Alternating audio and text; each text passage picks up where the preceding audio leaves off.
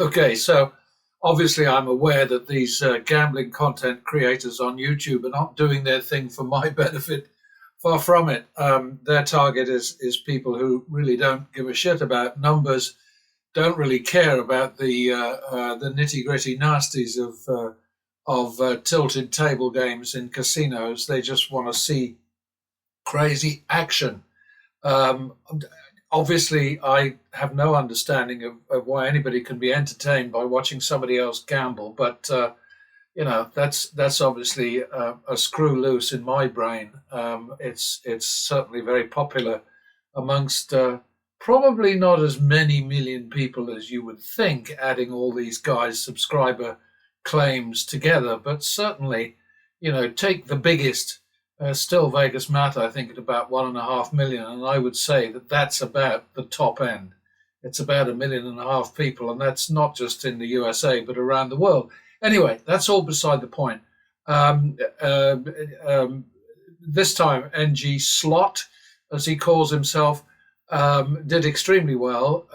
I had him at well over 50,000. He claimed a win of only 27,000, but it could be that he'd had a winning streak before he started.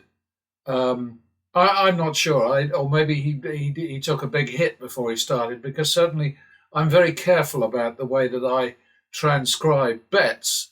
Trust me on that. Oh God, I sound like a politician now, don't I? But anyway, please do trust me on that. There would be no point in me fudging it, getting it wrong, or whatever. And I think the total win that I saw for him at the end of this session specifically, and he says himself he didn't start recording until about halfway through. I saw him win about 60 grand. Most of that from these extra bets, which I absolutely advise against. But once in a while, somebody hits a winning streak, and he did extremely well. Good for him. Not sure if he's aware of his duty to play like a prat. He did exactly correctly on his left hand on his first base bets, which are obviously in this slot here. I don't bother about the others for pattern betting purposes, but I do factor them in when I look at his performance on a separate tab. And he did very well. 45,000, I think he won on extra bets, and only 14,000 as explained here. Exactly the same percentage as the player edge that he enjoyed on those hands. And that helps me at least make the point that these guys are entirely dependent. Sorry, a bit of a choke there. They are entirely dependent on the AV, the flat AV. When it's positive, they win. When it's negative, they lose. But hey, a win is a win, and he should be able to take credit and enjoy the win that he had this time. But please, don't bet like this guy. He's nuts. All right, so I have to admit I'm somewhat flummoxed by this guy, particularly after this latest session at the Venetian. Um, I had him winning a lot more than he said he won at the end of the session, so maybe he was factoring in a heavy loss at a previous session. At the very beginning of the video, he talks about how he was playing and playing and playing, and not taking a video. And hang on a second. Yeah, I do just fine if I don't have to talk. Anyway, yes, he says at the beginning of the video that he was playing for quite a while and didn't have the camera rolling, and then his buddy who was with him said, "Hey, why aren't you doing a video of this?" So he started to do it. So I've got him winning a total of 59,000. He talks about winning, I think, 21 or 23,000. I am very, very careful about how I transcribe, how I copy bets down, and he's good about announcing them. And also the camera angle in his videos works well for me, because I can see how many chips are in the pile, even if he doesn't remember to say what his bet is. So that is very helpful. And I know he's not shooting his videos for my benefit, but credit where it's due. I appreciate the angle, and also the speed at which he plays. And he's a very funny guy because when he loses, he doesn't get emotional, he doesn't get excited. He plays like a real professional.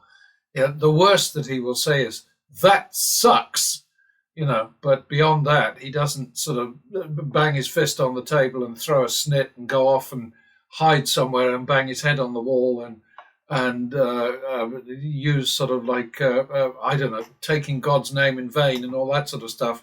And he doesn't yell at anybody else in the room or throw them out. So and you'll never guess who I'm referring to obliquely without mentioning names. But anyway, he's an interesting guy to watch. And basically, what happened here was really funny. I'm only interested for pattern betting's purposes in his left hand or first base bet, simply because I just reject the idea that in the long term, multi-hand bets are a good idea. If he's advantage playing, then okay, that's something which is above my pay grade. I don't get into that stuff.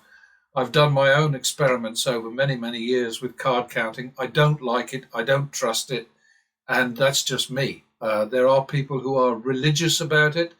And the casinos certainly promote the idea that there's something magical about card counting, which scares them and which results in them running people off the premises. But I don't I personally have any confidence in card counting whatsoever. But this time, he had on his left-hand bets 4 more wins than losses, and a player edge, 3.3%. And what did he win? Whoa, 3.3% on action of 425,000. So that was a lot of money. His crazy extra bets, his multi-hand bets, won him an extra 45,000. So that adds up to 59,000 altogether. All his bets together, his action totaled 536,000. So his final win, counting all his bets, of 59,000 was 11% of his total action. And hey, nothing wrong with that. That's for sure. But I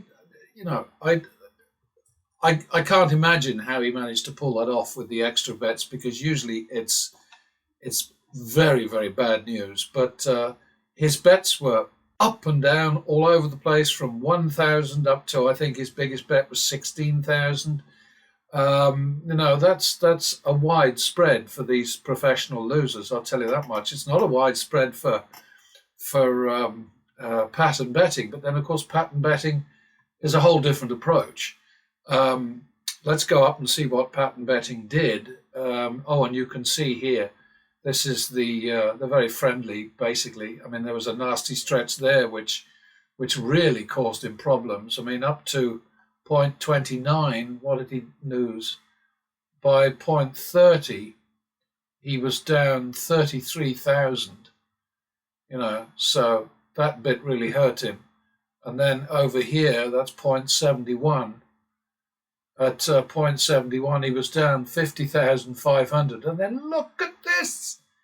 Crazy, crazy stuff. And if you really think that you've got a chance of imitating that, of reproducing that, then good luck to you. But you're going to get a rude awakening, I'll tell you that.